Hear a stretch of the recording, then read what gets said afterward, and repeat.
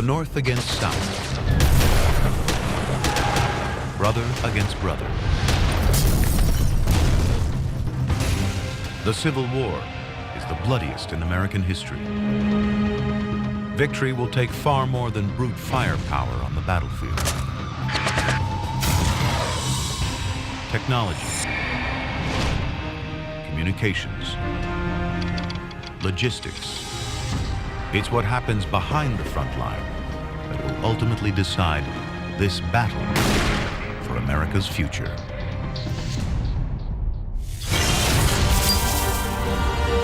We are pioneers and trailblazers. We fight for freedom. We transform our dreams into the truth. Our struggles will become a nation.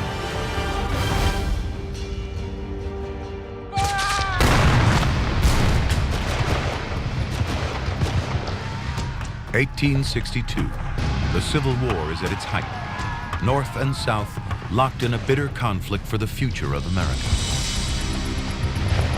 A new kind of bullet has brought this war to a terrible deadlock, bringing death on a scale never previously seen in warfare.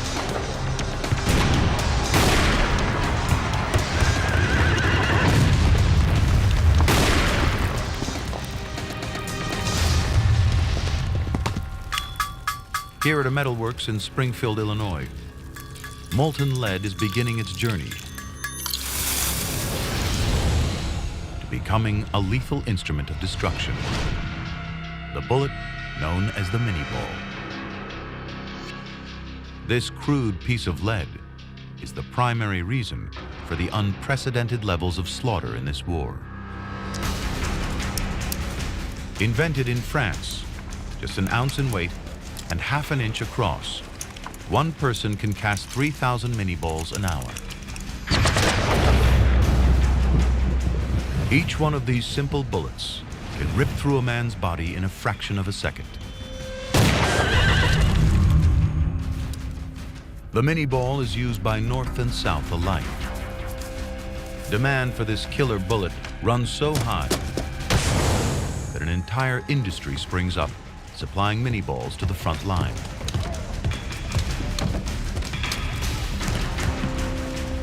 In total, the North makes over 500 million mini-balls, ready to be fired from the 2 million muskets it supplies to its men. In many ways, the Civil War was the first modern war because it was the first war that took place after the Industrial Revolution had begun to transform our country. It will take over 33 hours for a bullet in this box to travel the 800+ miles to the battlefield, ready to find its target. The new musket is much faster to reload than traditional weapons. Load the gunpowder, ram down the bullet,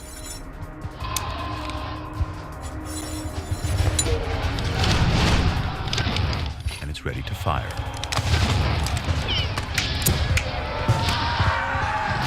Imagine warfare where your ability to load a musket faster than the guy with the other musket would determine if you lived or died.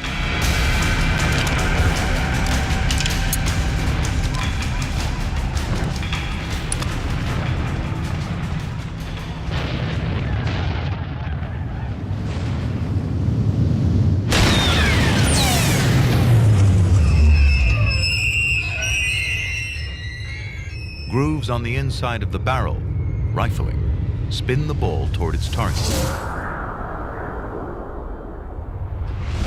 The improved accuracy and range are a deadly combination. 1 second, everything's great. The next second, your buddy's head's gone, or his arm's flying off. You don't want to know what a soft metal musket ball does when it enters the human body.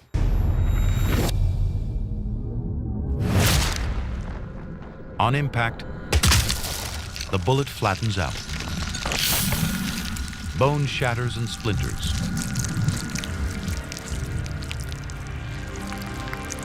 Causing further damage to muscle and tissue.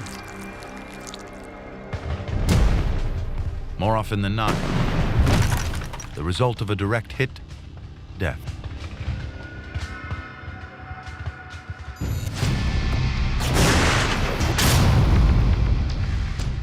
But for all the Mini-Ball's technological edge, the Army still uses traditional military tactics.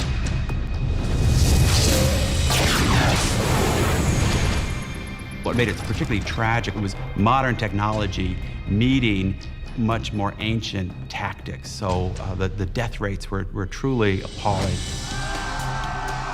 The troops still face one another openly in lines across the battlefield. But the Mini-Ball is accurate over a range of 600 yards, easily spanning this distance. And it can be reloaded 8 times faster than a traditional weapon.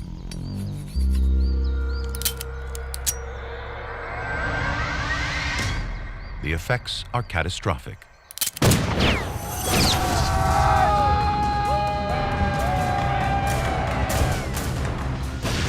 The kill rate increases dramatically compared to previous wars. Across the battlefield, the results are carnage. Blood and death on a previously unseen scale.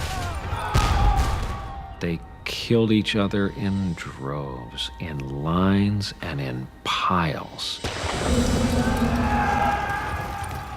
Soldier Alexander Hunter writes, "One lay on his face with his body almost in 2 parts.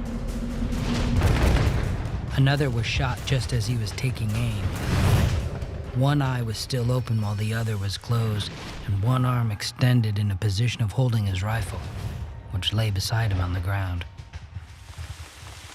the troops on both sides must live in the middle of this untold death and suffering. Horatio Chapman records the experience in his diary. The dead in some places were piled upon each other, and the groans and moans of the wounded were truly saddening to hear. Some were just alive and gasping, but unconscious. Others were mortally wounded and were conscious of the fact that they could not live long.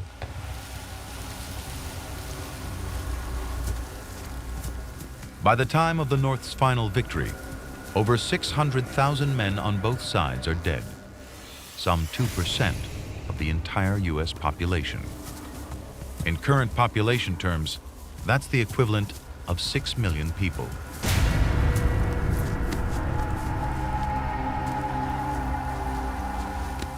Almost half of the dead remain unidentified.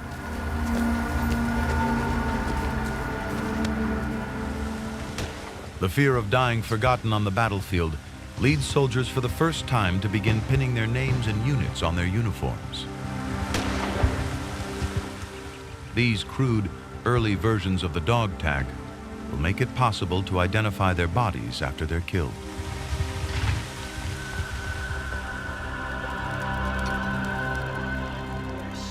For the first time, America's growing postal service means soldiers can write to their loved ones from the front. With none of today's military censorship, it allows soldiers like Robert Stiles to relay the terrifying realities of life on the front line. The sights and smells that assailed us were simply indescribable. Corpses swollen to twice their original size. Some of them actually burst asunder with the pressure of foul gases and vapors. Fueling this carnage lies the deep political animosity that has led to this war. In a bitter conflict that has pitted brother against brother, the South is determined to defend its independence and its system of slavery.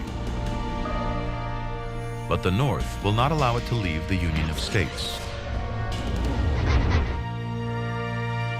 We fought and lost hundreds of thousands of men on both sides, fighting for what they believed was right.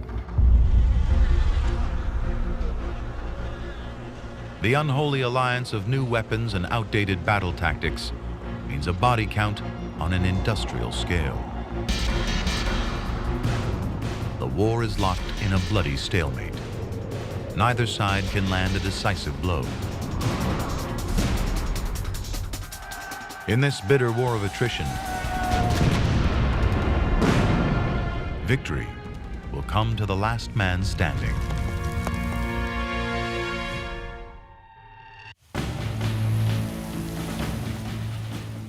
August 1862, over a year into the war. General Robert E. Lee's Confederate Army is readying to launch a wide-ranging assault against Union forces in Virginia. Highly motivated, these men are fighting on their home turf and are ready to die for Southern independence, its traditions, and its rural way of life. Its prosperity is built around a simple crop: cotton. Known as white gold, the South accounts for 2/3 of the world's supply of cotton. It brings extraordinary wealth to the southern states. But it is wealth built on the backs of slaves. Now Lincoln's victory at the ballot box threatens this traditional way of life and the slavery it is built on.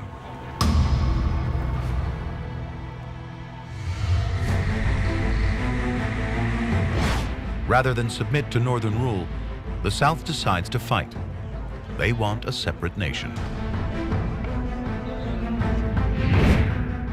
General Robert E. Lee takes command at the head of the newly formed Army of Northern Virginia.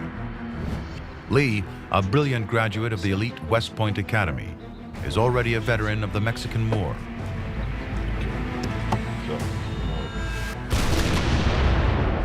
And highly regarded for his effectiveness on the battlefield. Lee could intuit the battlefield in a way that almost resembles Rommel in World War II or Patton. And as a result, he could sort of almost sense where the place would be to take the gamble and where to hit. Manassas, Virginia, 1862. Confederate troops gather ahead of the Second Battle of Bull Run. Lee's forces are heavily outnumbered.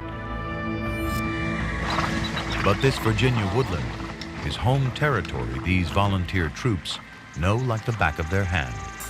Rigid training and strict discipline have turned them into a formidable fighting force. If you'd been a betting man back then, you would have bet the South would have won. The South only had to hold its territory. The North had to come and take it away. The North had to be the occupying force, which is far harder to do.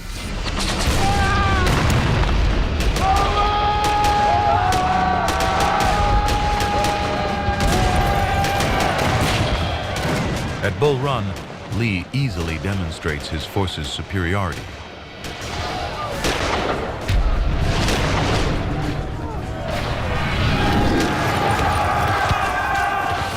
In one engagement lasting just 10 minutes, the Yankee 5th New York Regiment loses more men than any other regiment during the entire Civil War.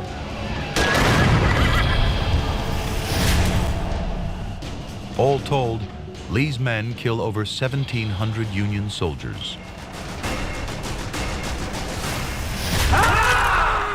Determination and local knowledge give the South their greatest victory in the war to date.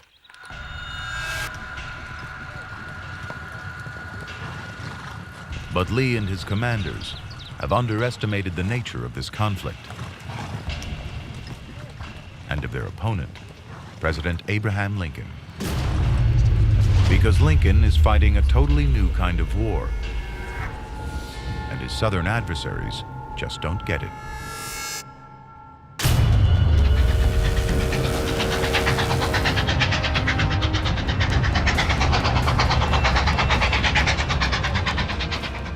A packed train speeds on its way south, ready to replenish the Union Army with fresh troops and supplies.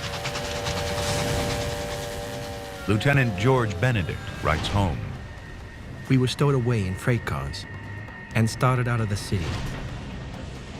The train took 600 other troops besides our regiment and numbered 34 heavily loaded cars.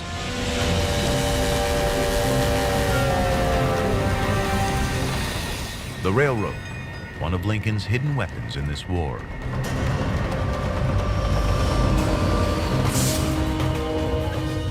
In one key operation ordered directly by the president, 25,000 fresh troops are sent on a 1,200-mile journey to the south.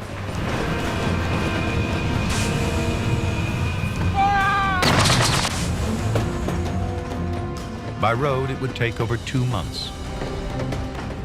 By rail, it will take these men just 7 days.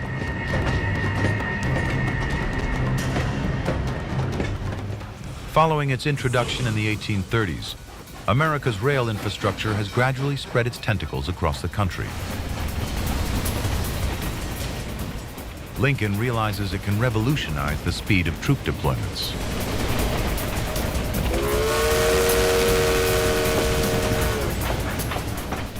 He strikes a deal with the rail owners to put the North's railroad network under government control.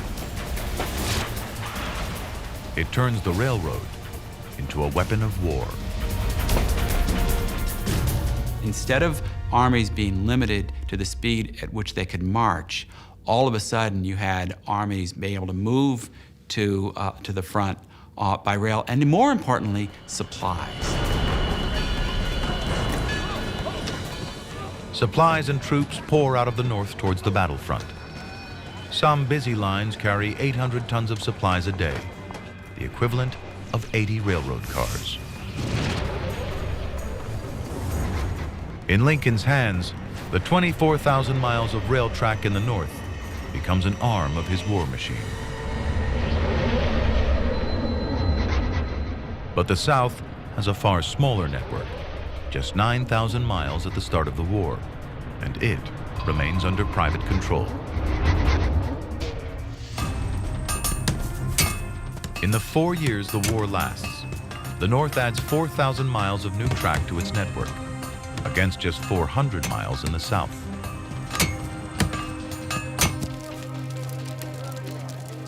This inability to coordinate rail supplies will prove disastrous for the South.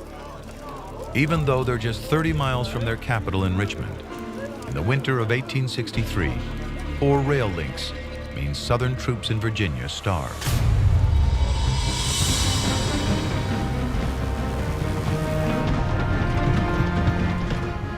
For all their brilliance and determination in battle, the South simply lacked the logistics to deliver a decisive blow. And it isn't simply rail.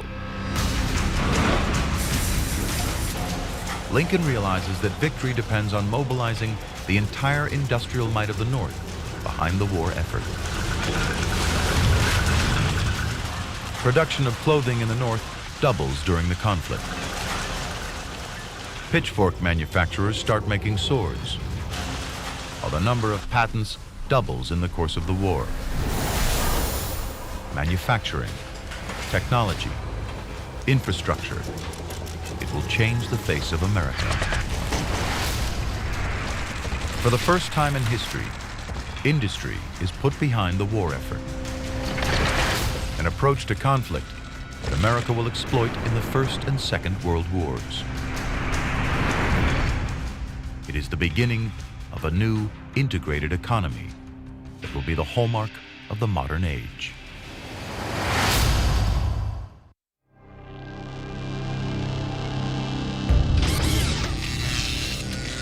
In a building just across the road from the White House is a small room that will become Lincoln's nerve center in this war. And at its heart, a simple device that will transform how this war is fought and won: the telegraph.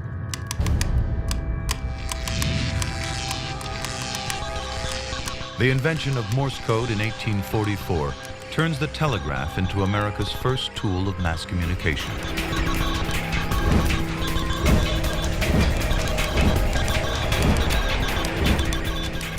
quickly encoded, the basic system of dots and dashes is ideal for brief messages. Like Twitter today, it needs just seconds to send them and transcribe them. Where messengers previously took days, on horseback, over hundreds of miles, and across every kind of terrain. Now, the country's 50,000-mile telegraph network means communication is almost instantaneous. As telegraph poles snake out alongside the railroad lines, this vast country begins to shrink.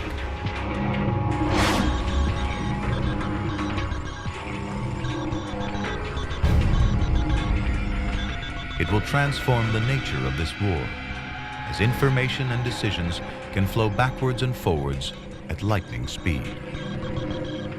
It became kind of the early version of email. Suddenly it was possible to get a message to somebody from St. Louis, to get a message to New York in a shockingly short amount of time. Lincoln immediately realizes the telegraph's potential as a weapon of war. He insists on the installation of telegraph lines directly into the War Department.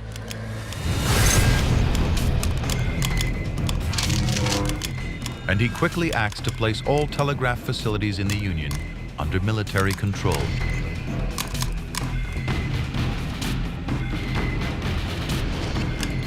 The telegraph office becomes the central hub of Lincoln's war operation, his command and control center.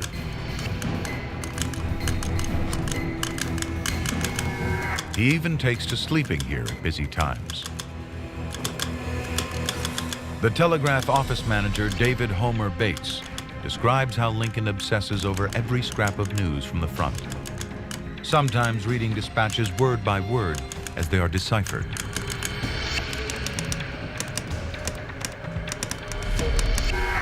Lincoln's habit was to go immediately to the drawer each time he came into our room and read over the telegrams, beginning at the top until he came to the one he had seen on his previous visit.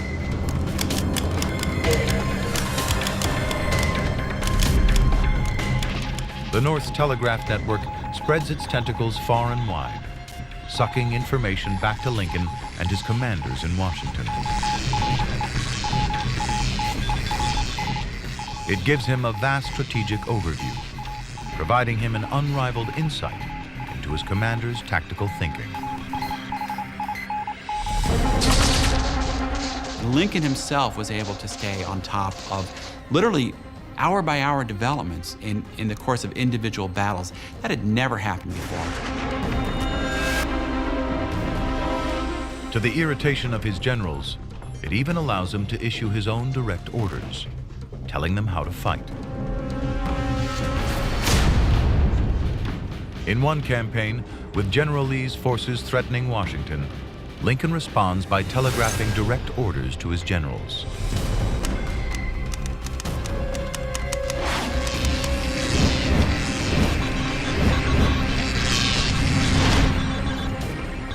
The exposed position of General Banks makes his immediate relief a point of paramount importance. You are therefore directed by the President to move against Jackson at Harrisonburg. This movement must be made immediately. In the course of the war, Lincoln sends almost 1,000 telegrams from this small office.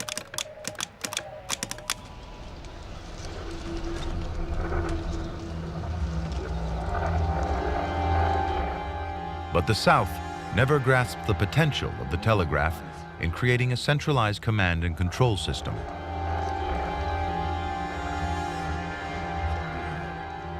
It means Southern generals like Lee must plan their battles without that kind of strategic overview.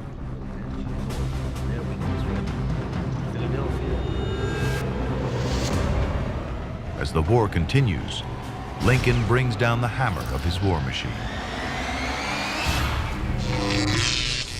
Industry, lines of communication and supplies, manpower and firepower are all marshaled to deliver blow after blow to the Confederate Army.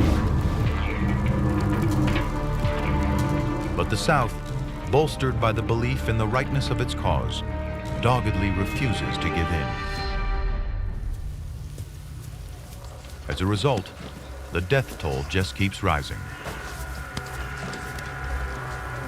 At Antietam in 1862, 6,000 are killed. 17,000 wounded.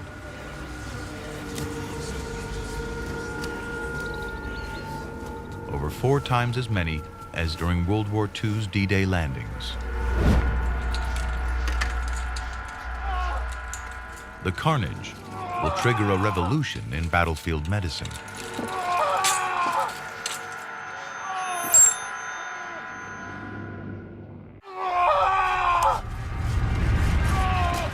Three-quarters of all operations conducted by Army surgeons during the Civil War are amputations.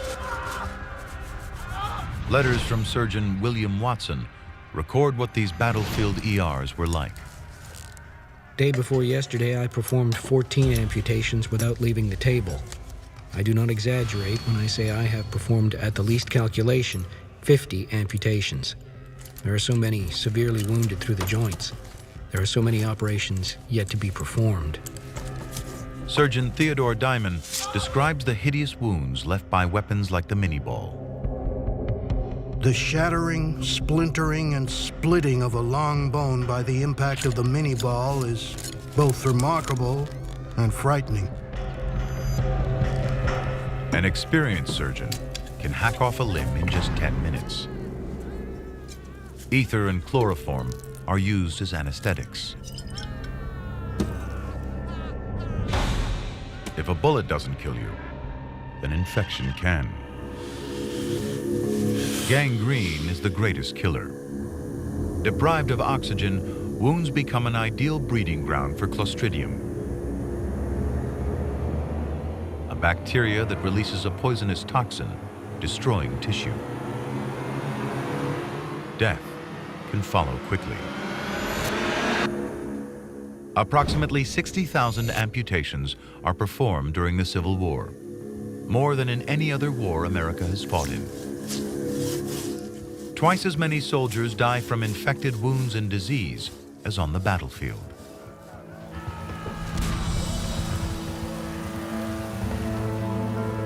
This unprecedented carnage forces a complete rethink of traditional battlefield medicine. Looking after the well-being of soldiers becomes as central to the war effort as the supply of guns and ammunition. Large numbers of women sign up as battlefield nurses. One of them is Clara Barton. Clara Barton is untrained and unpaid. When she starts, most nurses are men. It is a menial occupation. The remedies she proposes for the care of the wounded are simple, but revolutionary in their effect. They want food, clothing, shelter, medicines, and a few calm, practical persons to administer them. She insists the injured have a ready supply of clean bandages. First aid, the sorting of the wounded to put the most serious cases first. The Civil War brings in a series of innovations that form the basis of battlefield medicine to this day. 20,000 women sign on as nurses during the war. Clara Barton herself goes on to found the American Red Cross.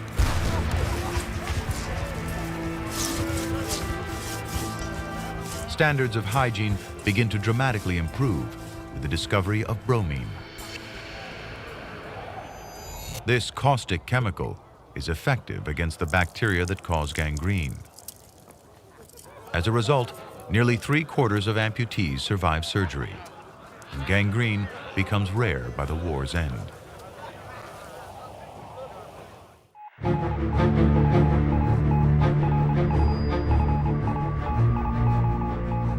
With the war dragging on without a clear end in sight, Lincoln is increasingly forced to fight on a very different front. the war for public opinion.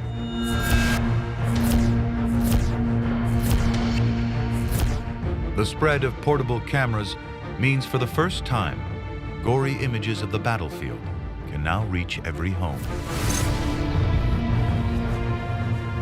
While these simple cameras rule out dramatic action scenes, they are ideal for capturing the gruesome aftermath of battle.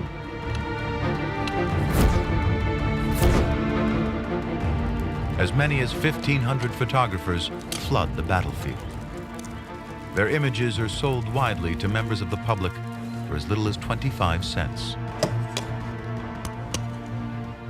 It was war photography coming back from the Civil War that captured it in a way, made it real, and made people recognize the really extraordinary, unprecedented violence. America's growing newspaper mass media reproduces simple woodcuts of the images. More than 200 correspondents cover the war, filing over 100 million words of copy. This deluge of information about the war ensures the grim reality of this conflict is seared into the public consciousness.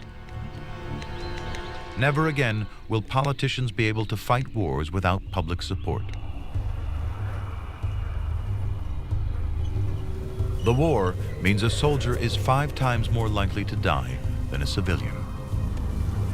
Where families used to grieve for the dead at home, now men die on the battlefield. It forces a fundamental shift in the rituals surrounding death. Nat Bowditch dies on a battlefield in Virginia. Yet his family in Boston can still say goodbye to their son, killed 500 miles away.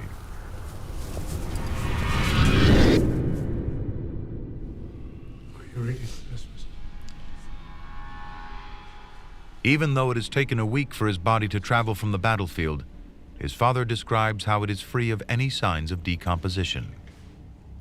Though the marks of closely contested battle were still upon the face, the features were placid, as if he was sleeping.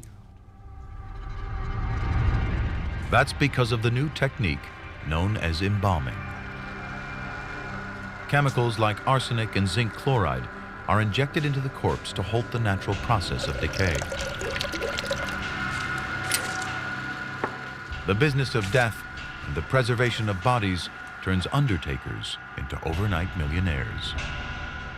One undertaker boasts, I would be glad to prepare private soldiers. They were worth a $5 bill apiece. But Lord bless you, a colonel pays 100, and a brigadier general, 200. If you've got the money, all sorts of new techniques are available. Airtight coffins and embalming are most popular. And for the wealthiest, even elaborate refrigerated coffins packed with ice.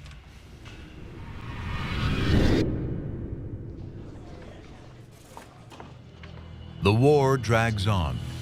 Lincoln is determined to end it and abolish slavery. In September 1862, he gives the South an ultimatum.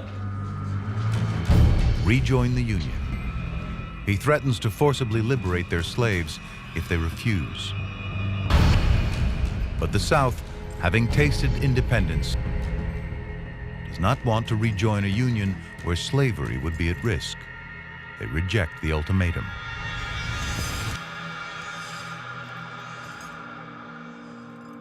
Lincoln is in no mood to negotiate. If the South won't free their slaves, he will do it himself. For white Southerners, it was a confirmation that their thoughts about Lincoln all along, that he was, in fact, somebody who was bent on destroying what they thought was the Southern way of life. In the North, in a sense, it gave people a different understanding of what the war was about. On January 1st, 1863, Lincoln issues a proclamation abolishing slavery in the rebellious southern states. Thanks to the telegraph, the news quickly spreads. On the first day of January, in the year of our Lord, 1860. Lincoln had totally grown to where he said that not only should blacks not be slaves, they should be treated as equal citizens with full enfranchisement, right to vote, right to participate. All persons held as slaves shall be then, henceforth, and forever free.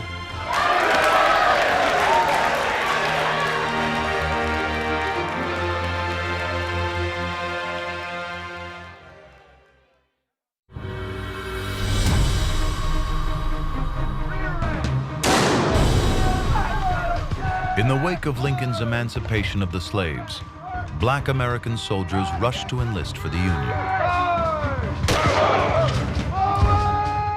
Almost 200,000 sign up by the end of the war.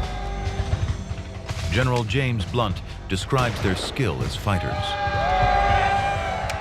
I never saw such fighting as was done by the Negro Regiment. They make better soldiers in every respect than any other troops I have ever had under my command.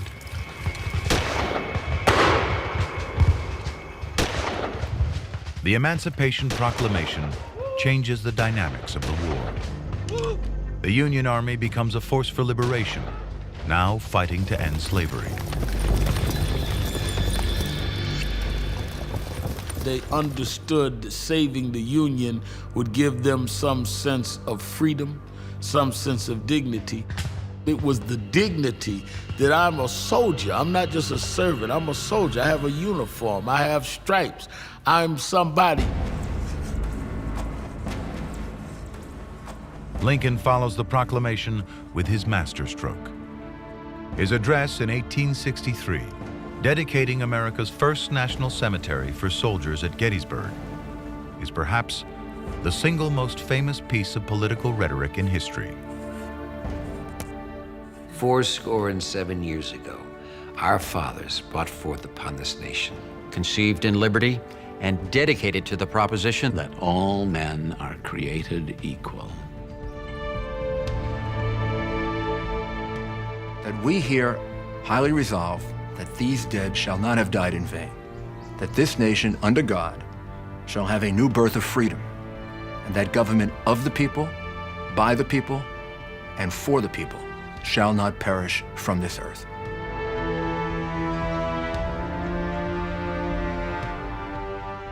It is an emotional thing to think about people sacrificing, giving their lives for an ideal. And it's Lincoln at his absolute best. The genius, the simplicity that conveys a great amount. It's spiritual in a way. It's a hymn to America, and it's the hymn to the possibilities and the great sacrifices of this country. But in 1864, the war remains deadlocked.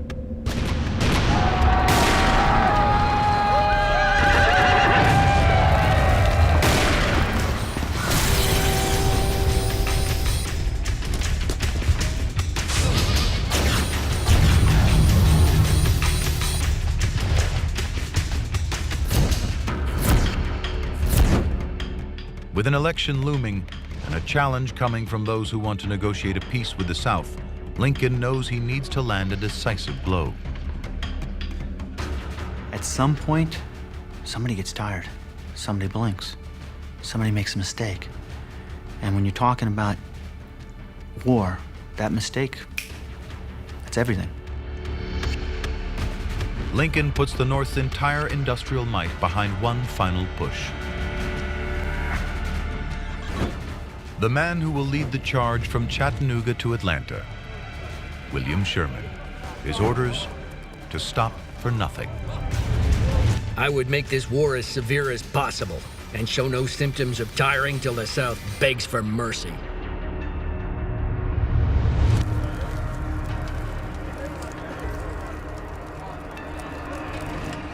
Advancing under the cover of night, Sherman's march is sustained by one of the greatest logistical operations yet seen in this conflict.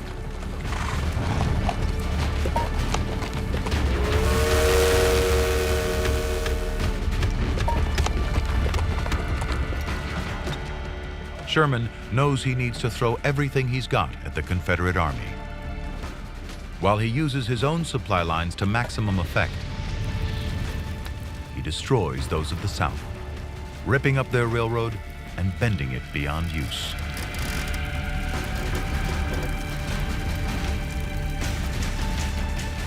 In one day, the North's supply lines replaced 200,000 bullets.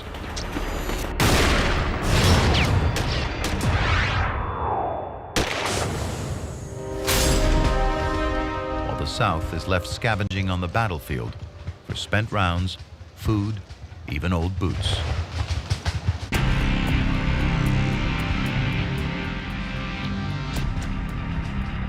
Sherman calls it total war, a scorched earth approach that becomes the trademark of modern warfare. Finally, with Atlanta under siege, Confederate forces set fire to their own munition stores before abandoning their city to the Union soldiers.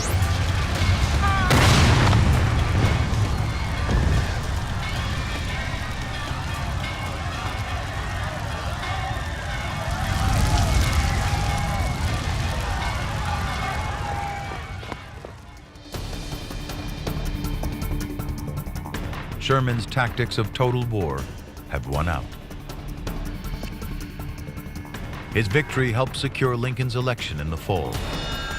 With Atlanta in ruins, he just keeps going, now launching what will be his final assault, the March to the Sea. In the 19th century equivalent of shock and awe, 62,000 Union soldiers wreak a 60-mile wide path of destruction across Georgia. From Atlanta to the coast at Savannah. Supply lines are cut, villages are sacked, and crops torched. Anything of military value is destroyed.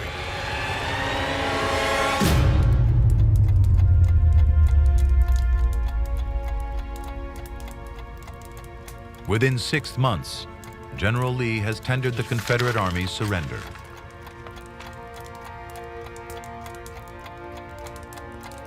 The rebellion is over.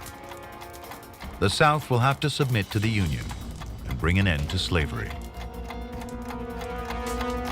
By the act of winning, the North both validated freedom and validated the industrial model. And so you have an American confidence, an American sense of achievement, an American willingness to go out around the world. For all the Confederacy's commitment, its inferior logistical infrastructure has been no match for the North's unstoppable war machine. Its industrial heartland, its growing network of railroads, its telegraph network, all bring victory to the North.